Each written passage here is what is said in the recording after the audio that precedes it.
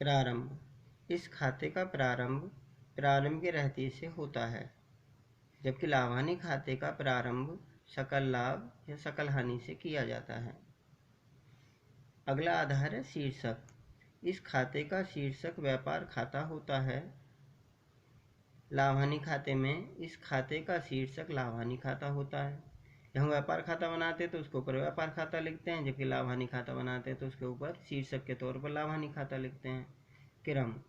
यह पहला महत्वपूर्ण खाता है। अंतिम खातों में बनाया जाने वाला व्यापार खाता पहला खाता है, जबकि लाभहानि खाता दूसरा महत्वपूर्ण खाता है जो व्यापार खाते के बाद बनाया जाता है।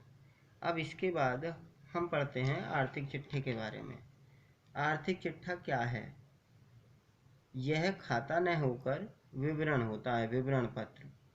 इसमें दो पक्ष होते हैं, दायित्व पक्ष तथा संपत्ति पक्ष।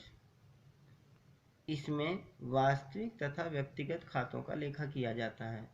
इसमें केवल दो ही प्रकार के खातों का लेखा किया जाता है, वास्तविक और व्यक्तिगत।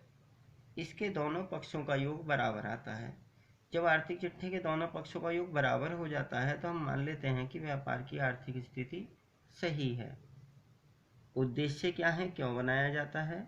व्यापार की आर्थिक स्थिति का पता लगाने के लिए।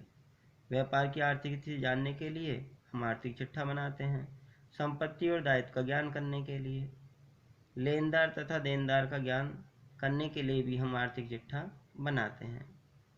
विशेषताएं क्या हैं? यह खाता न होकर विवरण पत्र होता है। दायित्व तथा संपत्ति दो पक्ष इसके अंदर होते हैं। वास्तविक तथा व्यक्तिगत खातों का लेखा इसमें किया जाता है और दोनों पक्षों का योग बराबर होता है। आर्थिक चिट्ठे में का नमूना, इसके बारे में हमें पढ़ना है। जैसा कि हमने पढ़ा है कि आर्थिक चिट्ठे में दो पक्ष होते हैं, दायित्व और संपत्ति। तो लायबिलिटीज और एसेट्स दो साइड इसके अंदर हैं।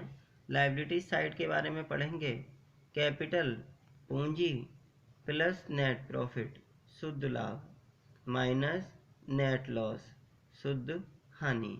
प्रॉफिट को जोड़ा जाता है, नेट लॉस को घटाया जाता है, माइनस ड्राइंग्स आहरण को भी घटाया जाता है। क्रेडिटर्स लेनदार, बीपी देबिल या देवी पत्र, बैंक लोन बैंक ऋण, बैंक ओवरड्राफ्ट बैंक अधिविकर्ष, ये सभी हमारे दायित्व हैं जिन्हें दायित्व पक्ष में हम शामिल करते हैं। संपत्ति पक्ष की बात करें तो कैश इन हैंड हाथ में रोकड़, कैशड बैंक रोकड़ बैंक में, डेटर्स देनदार, इन्वेस्टमेंट विनियोग, बीआर प्राप्य बिल, फिक्स एसेट्स स्थायी संपत्तियां ऐसी संपत्तियां जो दीर्घकालीन होती हैं, जो लंबे समय तक हमें उपयोगिता देती हैं, वो स्थायी संपत्तियां हैं। जैसे मशीन, फर्नीचर, बिल्डिंग। और सबसे अंत में हम क्लोजिंग स्टॉक अंतिम रहतिये को शामिल करते हैं।